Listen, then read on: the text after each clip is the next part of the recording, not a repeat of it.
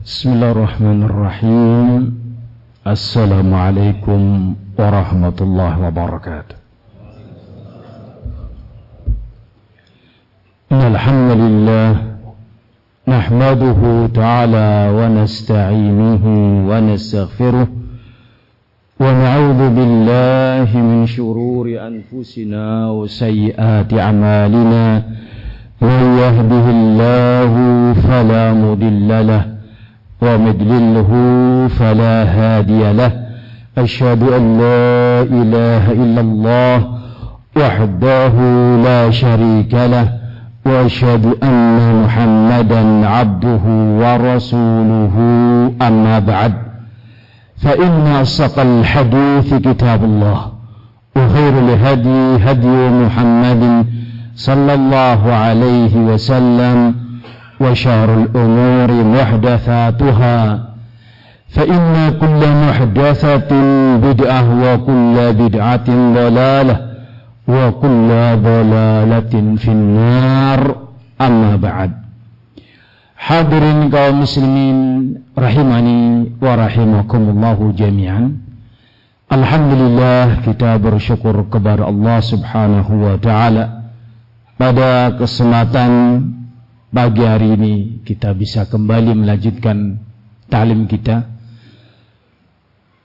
Pada kesempatan yang sesi pertama dalam pertemuan kemarin telah kami sampaikan tentang kondisi umat manusia di akhir zaman, bahwa setiap bertambahnya waktu, bertambahnya tahun, akan bertambahnya berbagai macam hal-hal keburukan, kemungkaran, yang baru lama meringkasnya dengan dua kalimat syahwat dan syubhat. Sebagaimana Nabi menyatakan, badiru bil amali fitanan kakita'il mudlim, segeralah beramal sebelum datang hal-hal yang menghalangi. Akan muncul berbagai macam fitnah-fitnah, yang fitnah itu bagaikan seperti potongan malam, di mana di masa yang akan datang lebih gelap dan lebih gelap, lebih pekat dan lebih hitam. Itulah gambaran dari Nabi sallallahu alaihi wasallam. Sebagaimana juga hadis Anas yang telah kita bacakan, ma ya'ti zamanu illa walladhi ba'dahu syarrun min. Tidak ada satu pun zaman secara umum, tidaklah datang satu zaman kecuali yang setelahnya lebih buruk daripada yang sebelumnya. Hadirin kaum muslimin rahimani wa rahimakumullahu jami'an. Nabi kita sallallahu alaihi wasallam memberitahukan kepada kita tentang fitnah yang sambungan dari pembahasan yang sebelumnya kita telah sampaikan, bahwa di akhir zaman akan banyak sekali beberapa kemungkaran-kemungkaran. Kita bacakan di antara hadis riwayat Imam Bukhari.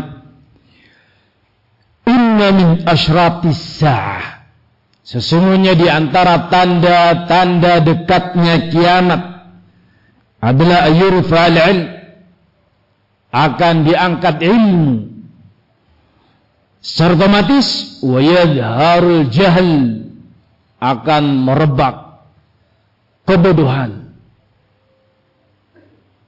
Ketika ilmu agama hilang di tengah-tengah umat manusia, kebodohan merebak di mana-mana, maka kemungkaran pasti akan muncul. Kemungkaran berikutnya Nabi mengatakan adalah apa? Yafsuz zina, merebak perzinaan. Itu berkaitan dengan syahwat. Karena syahwat yang paling mengerikan, syahwat laki-laki adalah kepada wanita. Di mana Nabi menyebutkan, ma taraktu fikum atau ma taraktu ba'di fitnatan adarra 'ala ar-rijali minan nisa. Tidak ada godaan fitnah yang lebih berat menimpa kaum laki-laki melebihi dari godaan atau fitnah wanita. Sehingga ketika kaum laki-lakinya tidak memiliki ilmu, yang akan muncul adalah syahwat al-farj, syahwat kemaluan. Demikian pula dengan wanitanya. Ketika ilmu tidak di tengah mereka, alias iman melemah, takwa memudar, kebodohan merebak, syahwat wanita kepada laki-laki muncul di mana-mana. Terjadi perzinaan di mana-mana. Nabi mengatakan dengan kalimat fasya, merebak, menjadi sesuatu tradisi wal'iyadu billah. Sebuah perzinaan dianggap sepele dan dianggap rendah. Seperti zaman sekarang ini, kalau ada seorang anak gadis yang belum punya pacar, itu para bapaknya gelisah. Putriku belum laku. Kalau ada gadis hamil di luar nikah, zaman sekarang orang mengatakan itu udah biasa zaman sekarang. Na'udzubillahi min dzalik. Yaksu zina wa yushrabul hamr. Yang berikutnya adalah khamr. Khamr ya kaum muslimin disebut oleh Imam Az-Zahabi dalam kitab beliau Al-Kabair. Khamr itu maghatul aql, sangkana yabisan aw rutba. Sesuatu yang menghilangkan akal manusia, sama saja bentuknya itu cair, alkohol dan yang semisalnya, atau bentuknya itu kering, daun, bubuk, ekstasi, pil koplo, sabu-sabu, heroin, narkotik, dan yang lainnya. Disingkat dengan narkoba. Zaman sekarang narkoba musuh negara. Tingkatan SD sampai perguruan tinggi sampai bawah dan ibu-ibu. Wal'iyadu billah. Yusabul hamr, dan itu terjadi di zaman kita ini. Kemudian berikutnya Nabi menyebutkan wa yaqillur rajul wa yakthurun nisa, jumlah laki-lakinya sedikit dan jumlah perempuannya banyak. Sampai disebutkan dalam sebuah riwayat, jumlah wanitanya 40, laki-lakinya 1. Bahkan disebutkan dalam sebuah riwayat 50 minhunna wahidatun minar rijal, 50 perempuan, 1 laki-laki. Na'udzubillahi min dzalik. Kondisi yang sangat mengerikan. Dan waktu itu banyak sekali pembunuhan demi pembunuhan. Bagaimana caranya kita agar bisa terselamatkan dari itu semuanya? Hadunyakan rahimani wa rahimahum jami'an. Pembahasan kita adalah berpegang teguh dengan Al-Quran wa Sunnah dalam rangka penyelamatan diri kita di akhir zaman yang kondisinya telah kami sampaikan seperti yang Nabi sebutkan tadi dalam hadis riwayat Imam Bukhari. Dua hal yang perlu kita garis atasi. Semua keburukan itu karena adamul ilmi, tidak adanya ilmu. Wa yadharul jahl, dan otomatis munculnya kebodohan. Maka dengan demikian muncul berbagai macam fitnah-fitnah, syubhat, penyimpangan ideologi, penyimpangan ibadah, kekufuran, kesyirikan, bid'ah, dan sisi lain adalah syahwat. Ketika tidak ada ilmu. Coba kita lihat ya kaum muslimin, kondisi yang disebut oleh Nabi sallallahu alaihi wasallam itu telah terjadi di zaman dulu. Di zamannya sebelum Nabi kita Rasul Muhammad alaihi salatu wasallam. Fatrat min ar-rusul, zaman kekosongan Rasul. Zaman ilmu din hilang di waktu itu. Zaman itu disebut dengan secara mutlak zaman jahiliyah. Zaman jahiliyah karena memang tidak ada lagi orang yang mengerti tentang al-haq. Bagaimana kondisi di waktu itu? Kesyirikan merajalela, Mereka memiliki patung-patung. 365 patung yang ada di sekitaran Ka'bah di waktu itu. Yang Rasul hancurkan dengan tombaknya beliau. Ja'al haq wa zaqal batil. Dan al-batil kana zahuqa. 365 sanam. Mereka berbangga dengan berhal tersebut. Adalah Ta'uza, Manat, Hubal. Berbagai macam. Kenapa ya kaum muslimin? Adamul ilm, tidak adanya ilmu. Bukan hanya kesyirikan, perzinahan di waktu itu menjadi sebuah budaya. Seorang gadis ketika mau menikah, dia memberikan kesempatan kepada 20 rijal laki-laki untuk berhubungan layaknya suami istri. Ketika melahirkan anak ini mirip dengan laki-laki yang mana? Ini belum terjadi di zaman kita sekarang ini. Tetapi sudah terjadi di zaman itu. Dan itu akan terjadi yafsu zina nanti. Sama disebutkan dalam sebuah riwayat tentang orang yang berbuat zina. Di got-got, di jalan-jalan.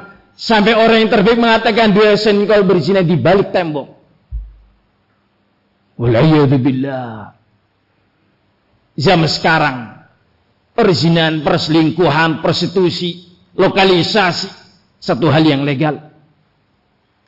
Di tangan kita ada HP. Apa itu HP, Mas? Handphone? Salah. Hubungan perselingkuhan. Itu HP. Sehingga dengan HP itu bisa dengan mudah seorang berselingkuh, memesan wanita, yang laki-laki memesan berondong katanya. Tahu berondong? Itu yang dari jagung itu berondong. Hadul makan. Kondisi seperti ini bagaimana supaya kita aman? Tidak lain dan tidak bukan adalah mengikuti ajaran Nabi kita Muhammad alaihi wasallam.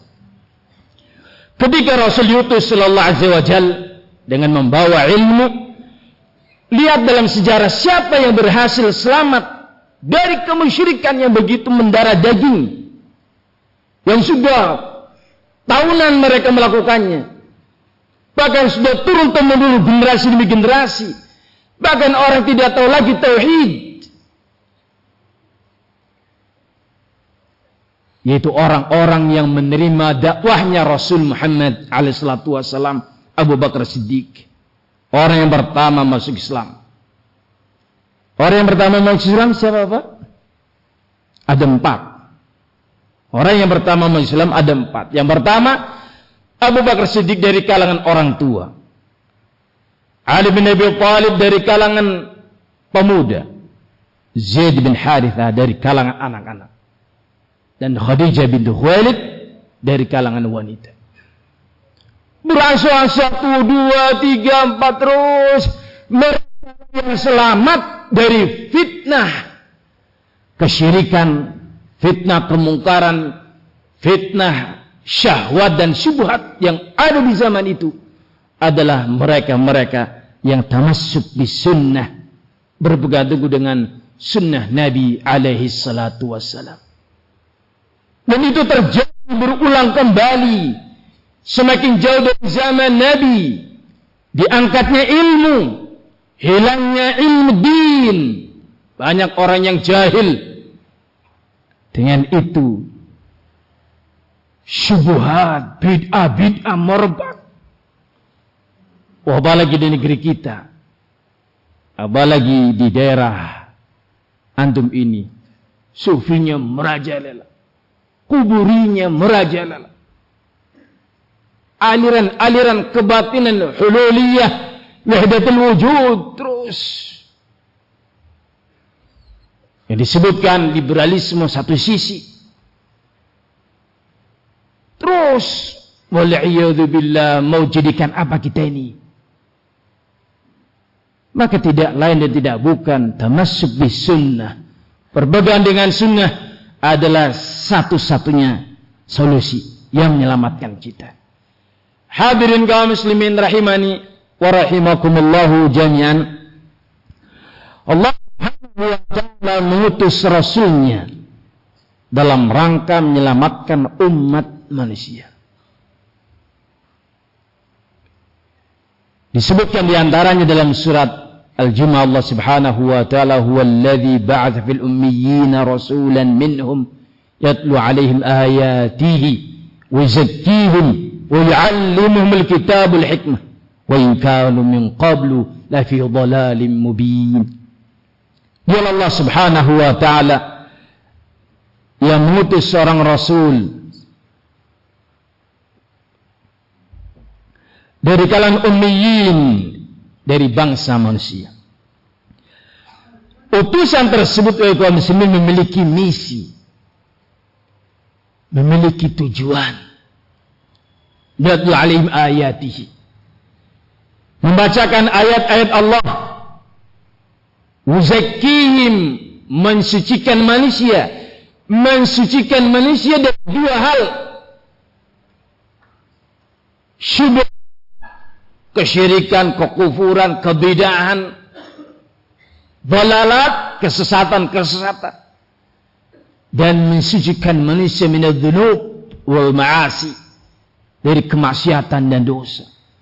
Wa yu'allimuhumul kitab wal hikmah, dan Rasul itu diutus dalam rangka mengajarkan ilmu. Mengajarkan, yu'allim, mengajarkan ilmu. Al-Kitab, Sunnah, Al-Quran dan As-Sunnah. Al-Kitab dan Al-Quran, Al-Hikmah, ini Sunnah. Kenapa Allah utus Rasul? Misinya dalam rangka itu, mendidik umat dengan ilmu Al-Quran wa Sunnah. Kenapa?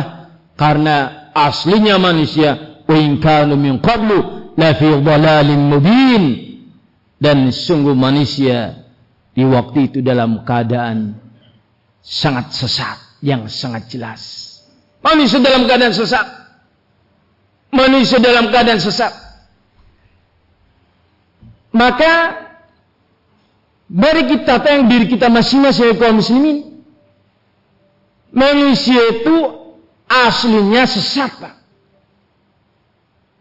Disebutkan dalam hadits qudsi, Allah Subhanahu wa ta'ala berfirman, ya ibadi kullukum dhallun wa ya mabad, semua kalian sesat. Innama hadaituhu, aku berikan petunjuk padanya. Fasahduni ahdikum, maka mintalah petunjuk kepadaku, aku akan berikan petunjuk kepadamu. Itu aslinya manusia. Innahu kana jahula, manusia itu zalim, sangat senang dengan perbuatan kezaliman, jahil, sangat jahil. Itu asli manusia. Allah akhrajakum min butuni ummahatikum la ta'lamuna syai'a. Allah dari rahim-rahim ibu kalian dalam keadaan tidak tahu apa-apa. Tidak tahu apa-apa. La ta'lamuna syai'a. Kalau kita tidak belajar, maka kondisi kita dalam keadaan zalim, sangat senang dengan maksiat, syahwat hawa nafsu, jahul, sangat bodoh. Jangan difoto, Pak. Tidak apa-apa yang nanti dihapus apa ya. Hadirin kaum muslimin jami'an. Karena itu butuh kita dengan sesuatu yang bisa menghilangkan kezaliman dan kejahilan itu. Alangkah bahayanya diri kita ketika kita di zaman seperti ini tanpa punya ilmu agama yang menumbuhkan iman. Sudah kita sampaikan kemarin, yang bisa menghentikan dari syahwat dan hawa nafsu adalah adanya iman. Dan iman itu melahirkan khaufullah, takut kepada Allah. Iman itu melahirkan takut kepada yaumil akhir. Kita meyakini segala sesuatu adanya, lalu kita sampaikan di akhirat kelak pertanggungjawaban segala sesuatunya. Kita iman itu, karena itulah yang menghentikan lajur syahwat dan syubhat itu. Dan iman itu datang muncul di hati kita, tumbuh di hati kita dengan sebab apa? Al-ilmu. Nah, kalau kita tidak kunjung talabul ilmi, ya terus dalam keadaan jahil yang ada dalam hawa nafsu dan syahwat serta syubhat. Wal'iyadzubillah. Bagaimana kondisi umat sepeninggal Nabi? Mari kita dengarkan bersama beberapa riwayat yang tidak asing di telinga kita. Beberapa hadis yang tidak asing di telinga kita. Yang menyebutkan tidak ada solusi agar kita selamat dari kemungkaran-kemungkaran itu kecuali kita kembali kepada ajaran Nabi kita Muhammad sallallahu alaihi wasallam. Di antaranya hadis Irbad bin Sariyah radhiyallahu anhu, di mana beliau mengatakan fa innahu may ya'ish minkum ba'di, sesungguhnya barang siapa yang hidup di antara kalian setelahku. Para sahabat yang hidup sepeninggal Nabi, tabi'in, generasi yang ketiga, keempat, sampai kita sekarang ini, generasi abad yang ke-15. Dengarkan berita Nabi, apa yang akan terjadi. Fasayara ikhtilafan katsira, siapa hidup setelahku, termasuk kita ini, akan melihat perpecahan yang begitu banyak. As-subul, jalan-jalan penyimpangan begitu banyak. Kemungkaran-kemungkaran, kebatilan-kebatilan, dalalat, kesesatan-kesesatan. Banyak sekali. Nabi tidak menyebutkan jumlah angka, tetapi Nabi menyebutkan katsira, jamak dalam bentuk katsira, banyak sekali. Apa bimbingan Nabi? Kalau perpecahan itu, Nabi, perpecahan dan perbedaan, jalan-jalan kemungkaran yang begitu banyak di tengah-tengah kita, Nabi memberikan petunjuk, fa'alaikum bisunnati, wajib bagi kalian mengikuti sunnahku, wa sunnatil khulafa'ir rasyidin al-mahdiyyin, dan sunnahnya para khulafa'ir rasyidin al-mahdiyyin yang telah terbimbing dan telah mendapatkan hidayah. Agar gigit itu dengan gigi geraham kalian. Itulah solusinya wahai kaum muslimin. Solusi yang kedua, tinggalkan kemungkaran itu. Wa iyyakum muhdatsatil umur. Hati-hati kalian, jauhi, tinggalkan segala bentuk penyimpangan itu. Itu apa? Muhdatsatil umur, hal-hal baru yang tidak ada sunnahnya dari Nabi, yang tidak ada di zaman beliau dan para sahabatnya. Tinggalkan itu, karena itu adalah perkara yang bid'ah, wa kullu bid'atin dhalalah. Semua yang bid'ah itu sesat, wa kullu dhalalatin finnar, dan semua yang sesat itu di neraka. Kita di zaman sekarang ini, kanan kiri kita, depan belakang kita, dikitari oleh syubhat, bid'ah khawarij. Syiahnya juga menggeliat, khawarijnya juga seperti itu, ribranya juga sangat mengerikan. Tokoh-tokoh mereka, para profesor-profesor yang terkena fitnah itu, wal'iyadzubillah. Asy'ariyahnya yang dianggap sebagian kaum muslimin sebagai pemahaman ahli sunnah, mengitari kita. Belum dengan syahwatnya yang terus menggelitik, bahkan menawari kita, bahkan mengajak kita. Ribawinya, khamarnya, ininya, itunya, wal'iyadzubillah. Maka solusinya dua hal. Pertama, tamassuk bisunnah, wajtinabu al-bid'ah. Berpegang teguh dengan sunnah dan tinggalkan semua perkara bid'ah itu. Hadirin kaum muslimin rahimani wa rahimakumullahu jami'an. Dalam riwayat yang lainnya, Nabi kita Rasulullah Muhammad alaihissalatu wassalam, beliau memberitahukan ahlul haq itu akan selalu sedikit, dan ahlul batil itu selalu banyak mendominasi, terlebih lagi ketika semakin jauh dari zaman kenabian dan semakin dekat dengan kiamat.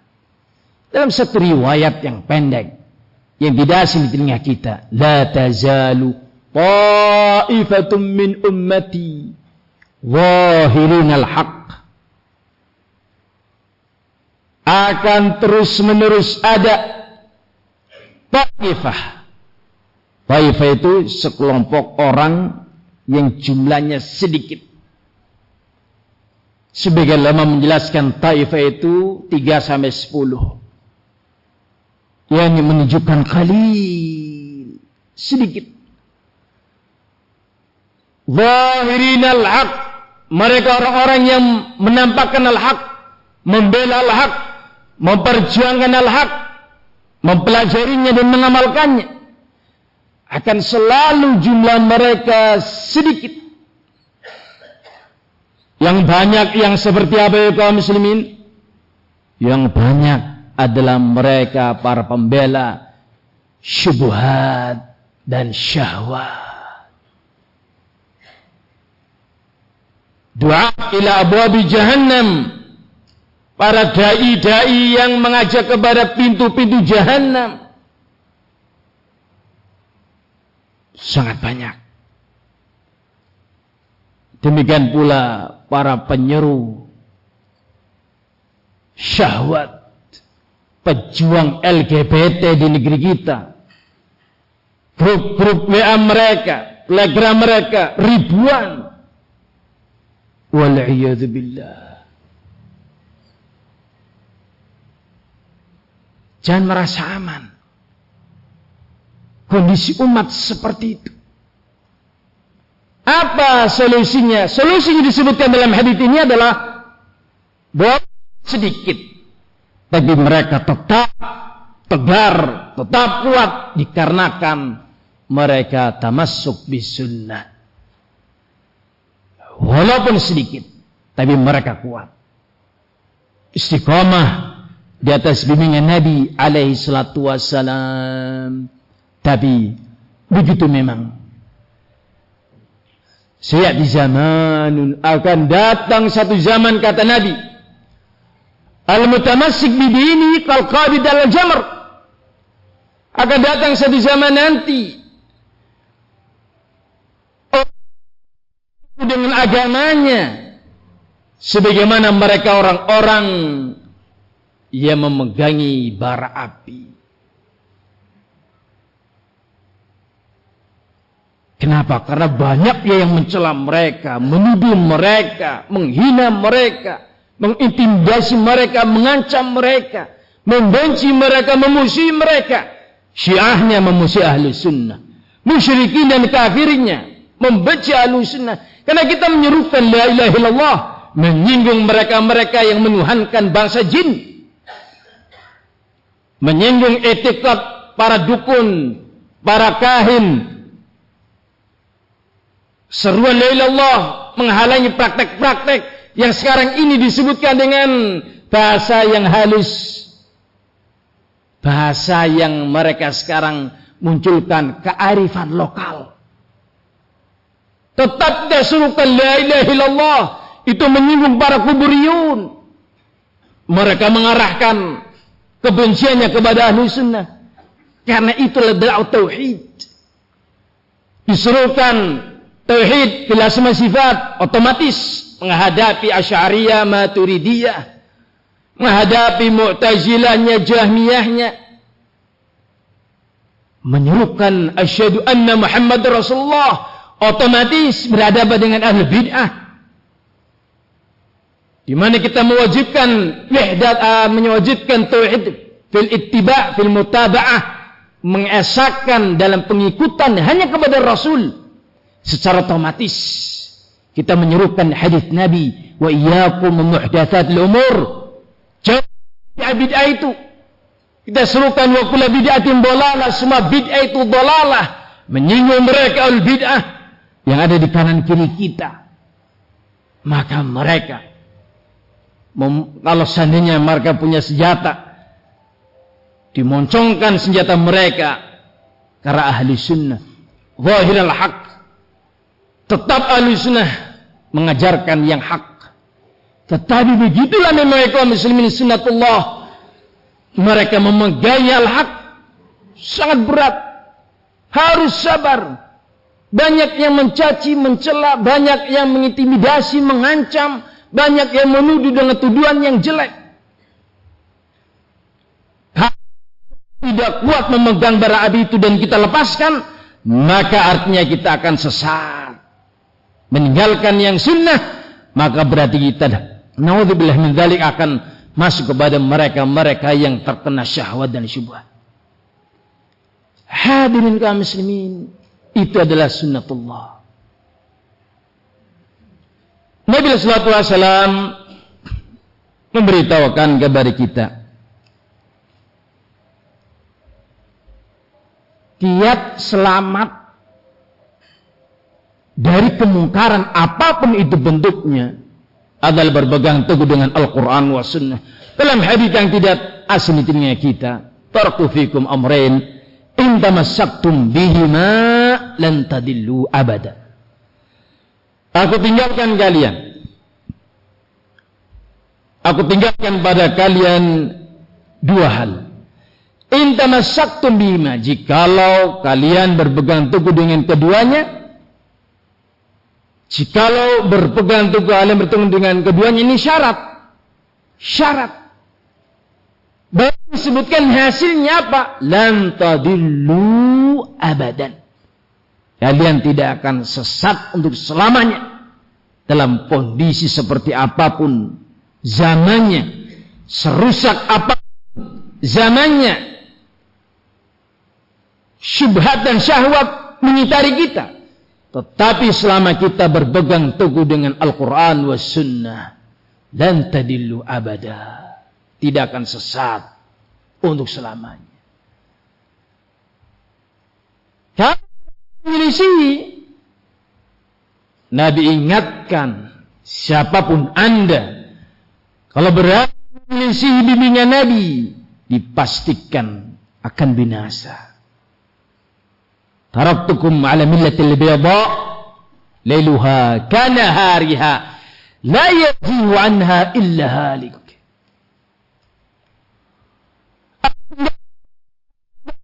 Pada agama yang sangat terang benderang, malamnya bagaikan siangnya. La yazihu anha, tidaklah seorang menyelisihinya illa halik, kecuali dia akan binasa. Maka marilah kita wujudkan nasihat Nabi dalam hadits Irbad bin Sariyah, berpegang teguh dengan sunnah Nabi dan para khulafaur rasyidin, para sahabat, dengan bimbingan yang ada di waktu itu, dan tinggalkan yang lainnya. Jangan berani-berani menyelisihi, pasti akan binasa. Hadirin makan, Nabi telah memberitahukan kepada kita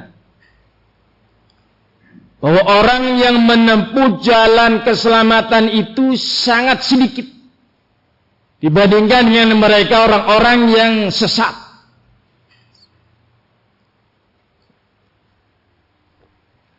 Sampai-sampai Nabi menyebutkan perbandingan secara bilangan. Para ulama menyebutkan bilangan ini adalah bilangan minimal. Beliau mengatakan sataftariku ummati ala 73 firqatan kulluha finnar illa wahidah. Umatku akan terpecah menjadi 73 golongan, semuanya di neraka kecuali satu. Qila man hum ya Rasulullah? Nabi sudah ditanya oleh para sahabat yang mewakili kita, siapakah yang satu itu yang selamat dari neraka? Siapakah al-firqatun najiyah itu, kelompok yang selamat dari neraka itu ya Rasulullah? Qala, Rasul menyebutkan dengan dua redaksi, Dalam satu riwayat beliau mengatakan, "Ma ana alaihi al-yawma wa ashabi." Ajaran-ajaranku dan para sahabatku hari ini. Dari sini kaum muslimin disebutkan oleh para ulama kita 72 finnar. Itu karena menyelisihi ajaran Nabi dan para sahabat. Padanya kebid'ahan-kebid'ahan. Syubhat 1:72. Coba perhatikan, 1 lawan 72. Kalau seandainya ada orang yang ahli bela diri 1 orang, lawannya 72. Wah, kayak teman, Pak. Sini plak, sini datang lagi. 72 banyak, Pak. Itu bilangan minimal yang pasti sampai angka itu. Anda bisa lihat dalam kitab Al-Farqu Bainal Firaq karya Abdul Qahir Abu Tahir.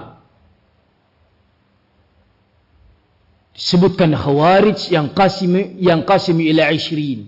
Khawarij itu terpecah belah di waktu itu. 20 kelompok besar. Disebutkan. Syiah 20 kelompok besar. Di antara mereka ada yang hulu, keluar dari Islam. Belum lagi kelompok ini, Mu'tazilah sekian kelompok. Banyak sekali. Lebih dari 22. Ratusan. Zaman itu. Zaman sekarang ini. Berkali-kali lipat. Setiap sekte memiliki aliran pecahan masing-masing. Kenapa demikian? Karena mereka membolehkan bid'ah. Tidak harus kembali kepada sunnah. Itu tidak ada. Bahkan mereka membela bid'ah itu tidak semua dhalalah. Bid'ah itu juga ada yang hasanah. Itu maknanya boleh bagi mereka membikin hal baru. Tidak harus sesuai dengan sunnah Nabi alaihissalam. Bahkan kalau mereka diingatkan dengan sunnah, marah. Wah, apa-apa sunnah, apa-apa sunnah. Kalau kalian mau ngikuti sunnah, jangan pakai motor, pakai onta. Dibegitukan, diolok-olok. Kalian kalau mau ikuti sunnah, haji jangan pakai pesawat, naik onta, keblebek pak di laut onta. Mereka mentertawakan kebencian kepada sunnah.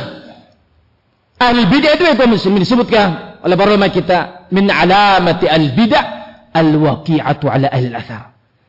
Di antara ciri khas tanda ahli bid'ah itu adalah kebencian mereka kepada sunnah dan kepada ahli sunnah. Wah, itu merajalela, bersekte-sekte, beraliran-aliran, satu lawan sekian banyak orang. Itu dalam hal syubhat. Belum menghadapi musuh-musuhnya, pejuang-pejuang syahwat.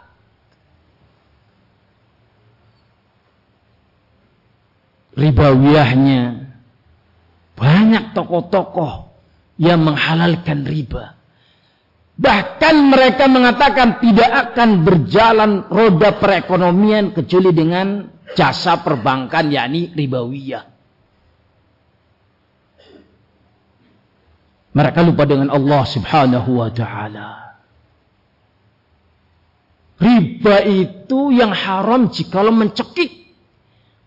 Tahu mencekik, Pak? Riba mana yang mencekik leher, Pak?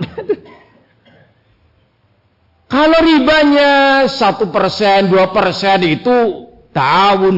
Na'udzubillah min dzalik, ta'awun kata mereka.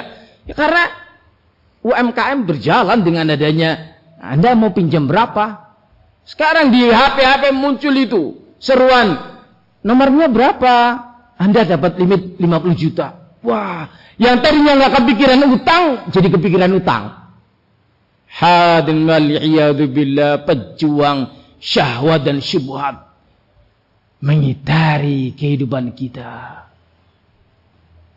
Karena itu ya kaum muslimin, belajarlah ilmu din. Pegangi erat-erat itu. Lurus.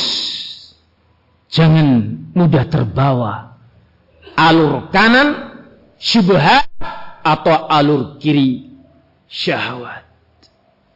Dalam hadis Ibnu Mas'ud radhiyallahu an, ketika Rasul menafsirkan salah satu ayat dalam surat Al-An'am, Ibnu Mas'ud mengatakan, khattalana Rasulullah sallallahu alaihi wasallam khattan. Satu hari Nabi menggariskan bagi kami satu garis lurus. Kemudian beliau membacakan ayat Al-Quran, wa hadza sirati mustaqima fattabi'uh. Ini adalah jalanku yang lurus, ikutilah oleh kalian. Satu. Kemudian Nabi disebut oleh sahabat bin Mas'ud, thumma khattan yamini khututan, menggariskan garis yang di sebelah kanan dari garis yang lurus tadi, khututan, garis yang banyak tanpa disebut bilangannya. Wa shimalihi khututan, dan di sebelah kiri garis banyak tanpa disebut jumlahnya. Nabi kemudian mengatakan, ma min sabilin illa wa alaihi syaitanun yad'u ilaih. Tidak ada yang di kanannya maupun di kirinya tadi yang begitu banyak, tidak ada satu jalan itu kecuali ada syaitan bercokol di situ yang mengajak manusia. Al-Imam Az-Zuhri, Al-Imam Al-Za'i, dinukilkan oleh Syekh Abdullah Al-Bukhari dalam kitab Mahiyas Salafiyah, ma min amrin amara Allah bihi illa li syaitanin nazghatan. Tidaklah Allah memerintahkan satu perintah pun kecuali dua jebakan yang menghalangi manusia untuk ada di atas perintah Allah itu. Jebakan pertama adalah al-ghulu, dibelokkan ke arah kanan, berlebihan, syubhat. Orang itu ingin beragama tapi dibelokkan kepada bid'ah-bid'ah. Ketika orang itu tidak ada minat kepada arah keagamaan, tidak ada keinginan untuk beribadah, maka dibelokkan ke arah syahwat. Yang penting bagaimana orang itu tidak di atas jalannya Allah Subhanahu wa ta'ala. Di hadapan kita dua ancaman itu, wahai kaum muslimin, yang jumlahnya sangat banyak. Waspadalah kaum muslimin. Hati ini disebut qalbun li'annahu yataqallab. Waspadalah adanya kemungkinan at-taghayyur, perubahan. Nabi SAW di antara doa yang sering diucapkan oleh beliau ini, Nabi. Di antara doa yang sering beliau sebutkan, ya muqallibal qulub, tsabbit qalbi ala dinik. Riwayat Imam Muslim, dalam riwayat Imam Tirmidzi, dalam riwayat Imam Muslim, Nabi mengatakan, ya musarrifal qulub, isrif qalbi ala ta'atik. Wahai zat yang membolak-balikan hati, kokohkanlah hatiku di atas agamamu. Wahai zat yang mengatur hati, arahkanlah, bimbingkanlah hatiku untuk selalu di atas ketaatan kepadamu. Nabi ditanya, kenapa engkau banyak sekali nakatufir bihada doa, engkau sering sekali berdoa dengan doa ini? Ada apa ya Rasulullah? Maka beliau memberitahukan, inna quluba bani Adam baina sabir rahman yuqallibuha kaifa syaa. Sesungguhnya hati-hati manusia ada di antara dua jari jemarinya Allah Subhanahu wa ta'ala. Allah membolak-balikannya sekehendaknya. Asy-Syaikh Al-Jabiri memiliki sebuah risalah, memiliki sebuah awalnya beliau berceramah, berkhutbah, memberikan tausiah, dan kemudian ditulis yang judulnya Tsabat 'alal Haq. Di antara sub pembahasannya adalah waspadalah dari adanya kemungkinan taghayyur, perubahan. Kemudian beliau sebutkan dari di atas, jangankan kita manusia biasa yang tidak ada hubungan, Nabi SAW yang sudah dijamin sebagai al-jannah, dijamin diampuni semua dosanya, tetap berdoa dengan doa ini. Artinya hari ini alhamdulillah Allah berikan taufik kepada kita, benar dengan talabul ilmi, untuk datang dari jauh, dari beberapa kota yang jauh, dan yang paling jauh adalah saya dari Jawa Tengah. Antum dari mana? Masih Jawa Timur? Mudah-mudahan perjalanan kita mendapatkan barokah dari Allah Azza wa Jalla. Amin. Memberikan kekokohan kita di atas sunnah di saat umat seperti itu kondisinya. Hadirin sekalian, waspadalah. Besok, minggu depan, bulan depan, tahun depan, kita tidak tahu fitnah apa yang akan terjadi. Malapetaka apa yang akan menimpa. Sudah kita bacakan, fitnah itu yuraqiqu ba'du ba'dan. Datangnya fitnah itu yang kita anggap sekarang dahsyat, ternyata datang fitnah setelahnya yang lebih dahsyat, sehingga menganggap ini fitnah kemarin dahsyat itu ringan, sekarang berganti yang lebih berat.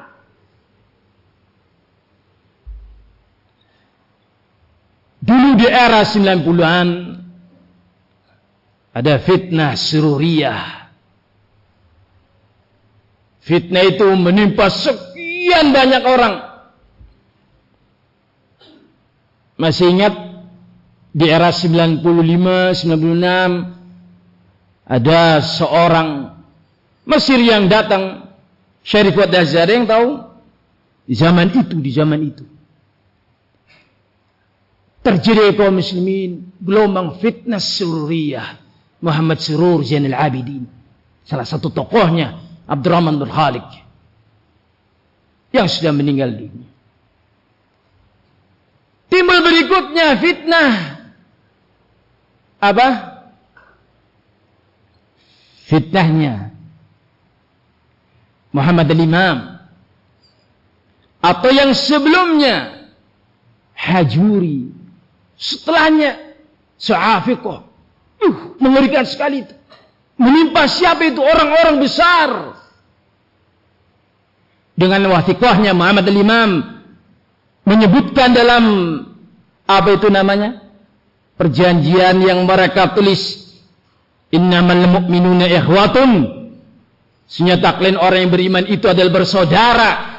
Di saat itu dia menandatangani dengan Al-Houthi, Syiah. Fitnah besar Belanda. Belanda berikutnya fitnah besar terus bertubi-tubi. Dahsyatnya luar biasa. Di negeri kita terjadi sekian banyak MLM. Tahu MLM bahwa mulut lewat mulut? Multi level marketing. Mutalawin makir la'ab. Era berapa itu? 2013. Rusak. Kita takut sekali. Siapa yang selamat dan siapa yang tidak selamat di waktu itu. Walhasil, Allahu Akbar, timbul fitnah lagi, dan timbul fitnah lagi yang lebih dahsyat, yang saya tidak akan bicara. Ketawa. Wahakala kaum muslimin yuraqiqu ba'du ba'dan, terjadi itu menggerus. Siapa yang selamat? Siapa yang akan tetap istiqamah dalam dakwah sunnah ini. Allahul musta'an wa alaihi tiklan. Jamnya jam 10. Ini masih panjang pembahasannya, Pak. Tapi karena waktu sedikit, saya mumpung ada 1 atau 2 menit. Dalam kondisi yang menakutkan tadi, supaya jangan takut, kita sebutkan ucapan Imam Fudail bin Iyad rahimahullah ta'ala. Beliau mengatakan, dibawakan dalam kitab Lamudur di poin ke-620, rahimahullah ta'ala, ittabi turuqal huda wa la yurruka qillatus salikin wa iyyaka wa turuqad dalalah wa la tahdar bi kathratil halikin. Ikutilah jalan petunjuk, maka tidak akan membahayakan walaupun jumlahmu sedikit, asalkan di atas petunjuk. Dan hati-hati kalian dari jalan-jalan penyimpangan. Tinggalkan itu, jalan itu, dan jangan engkau tertipu dengan banyaknya orang yang mengikuti penyimpangan-penyimpangan itu. Ini adalah nasihat dari Imam Fudail bin Iyad. Di antara nasihat beliau juga, la tastawhish turuqal huda likillati ahliha. Jangan sekali-kali engkau takut untuk berada Al-Quran wa sunnah dengan pemahaman para sahabat. Jangan sekali-kali engkau takut walaupun sedikit orang yang mengamalkannya. Kita ini banyak, Pak, puluhan bahkan mungkin ratusan, ya karena dari berbagai macam tempat. Tapi ketika kita pulang ke tempat masing-masing, mungkin kita di satu kecamatan hanya berapa orang. Kecamatan besar, Pak. Kelurahan hanya berapa orang. Bahkan di RT mungkin hanya 1, 2, 3 orang. Jangan takut. Selama engkau di atas petunjuk, engkau akan di atas al-haq. Wala taghtar bi kathratillah halikin. Hadirin kaum muslimin, ahlu sunnah akan terus-menerus menghadapi itu. Waspadalah. Yang tadi kami sampaikan oleh kaum muslimin adalah sebab-sebab penyimpangan. Dan ini makan waktu. Tapi tidak mengapalah. Sampai kita menunggu Ustaz Rizal datang. Sepertinya begitu ya. Kalau beliau muncul mobil di depan sana, beliau turun, saya turun. Tapi kalau beliau tertidur terus bagaimana? Lanjut. Hadirin kaum muslimin, Allah Azza wa Jal adalah zat yang mengatur segalanya, termasuk mengatur kita. Termasuk yang tadi kita sebutkan, yuqallibu. Allah lah zat yang membolak-balikan hati. Tapi ini ada kaum muslimin, ada disebab di sana mengapa orang itu mengalami perubahan. Allah tidak tahu. Ada sebab di sana. Apa yang Allah firman dalam Al-Quran?